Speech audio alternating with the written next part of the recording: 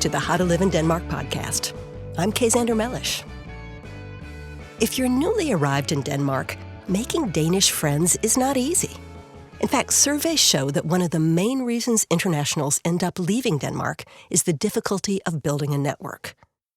The irony is, Danes are actually very good at friendship. Their friendships are strong, reliable, and deep-rooted. Friends can really count on each other.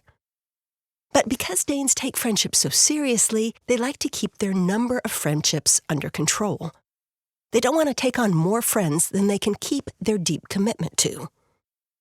The statement, "I just don't have room for any more friends," sounds perfectly sensible to Danes and utterly stunning to foreigners. When internationals ask me how they can make Danish friends, I have one primary piece of advice. It is, find a Dane who did not grow up in the part of Denmark where you live now. If you're living in Copenhagen, find someone who grew up in Ringkøbing or Esbjerg. If you're in Aalborg, find someone who grew up in Odense or Køge.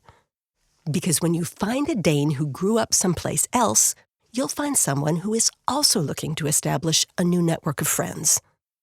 Trying to make friends with someone who grew up in the town where you live is hopeless. They're always busy with family and old school friends. Want to plan a get-together on the weekend?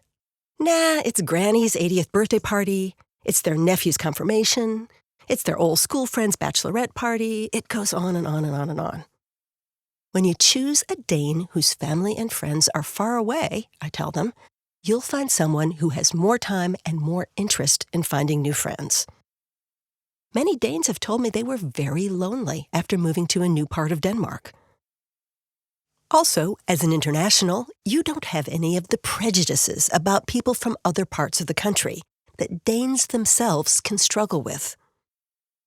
This is something Danes don't really talk about very much, but someone from Copenhagen can be very narrow-minded about people from Jutland and Fyn. They call them farmer butts, bonderøv.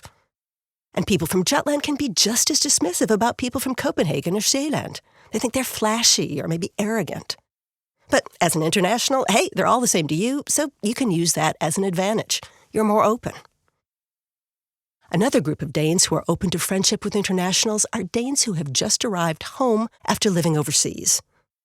Someone who's been living in San Francisco or Singapore or South Africa may find Denmark uncomfortably small. They often miss the excitement and diversity of their overseas posting and really like the idea of hanging out with someone who can cook a ristaffel or make an authentic Mexican tortilla.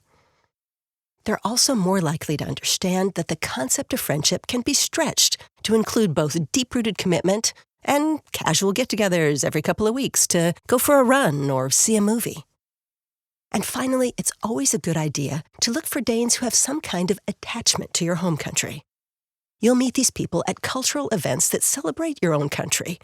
A Chinese music festival, for example, or a cooking class where people make Indian food. For these Danes, your ethnic origins are a big positive. Anyway, ask Danes what they think foreigners should do if they want to make Danish friends, and you almost always get the same answer. Join an association. That's how Danes make friends, they explain. First of all, many associations are centered around sports. What are you supposed to do if you're a weedy computer engineer who spent his teenage years in a basement? Or a woman who wears traditional clothing that makes it difficult to run around? Secondly, most associations conduct their events and their parties in Danish. Do they really want to add a foreigner to the team who will force them to speak English over their after-game beers? If so, that foreigner had better be a damn good player.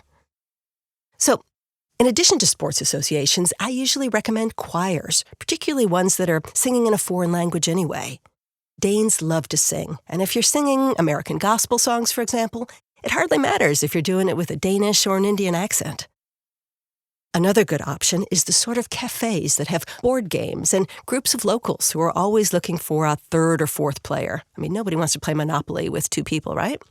The key word is brætspil, board games, cafe. You can look it up on Google. And then there's always taking a course or class. This can be tricky if the course is held in Danish. I once made a mistake of trying to take a belly dancing class when I didn't speak the language, and the head belly dancer was very angry at me. But some courses are held in English. And some, like language courses, make not being able to speak Danish a positive. Take an Italian course and all the Danes will be forced to speak to you in Italian. Fun stuff. At any rate, look for a course that requires a lot of group work. Many courses list the phone number of the teacher, and it's considered perfectly fine to telephone in advance and ask about the structure of the course and get a sense of if you might fit in. Making Danish friends will require a fair amount of patience and planning.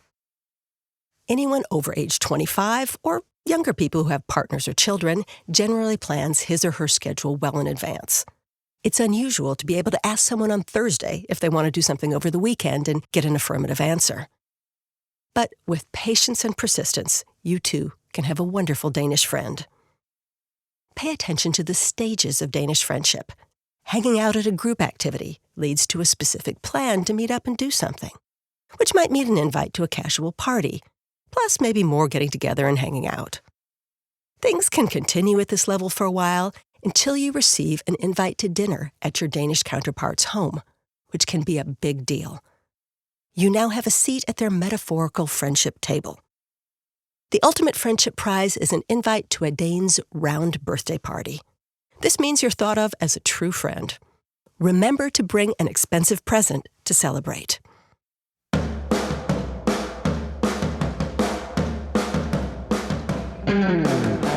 And that's the How to Live in Denmark podcast for this week. Join us on howtoliveindenmark.com, where you can get a How to Live in Denmark t-shirt or hoodie. You can also get our books, How to Live in Denmark, How to Work in Denmark, and our newest book, Working with Americans, Tips for Danes. Or follow us on Instagram, Facebook, or Twitter. See you next time.